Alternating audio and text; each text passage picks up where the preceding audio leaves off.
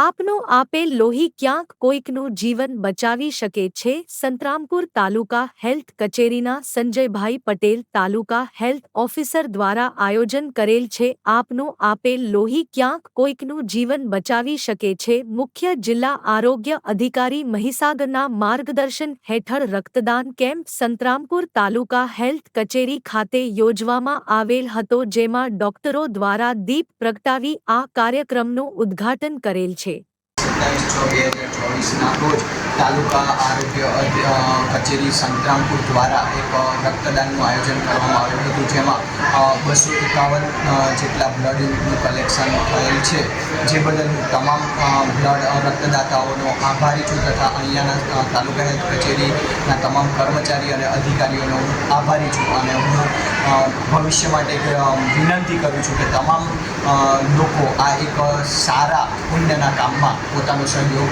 આપે. આભાર.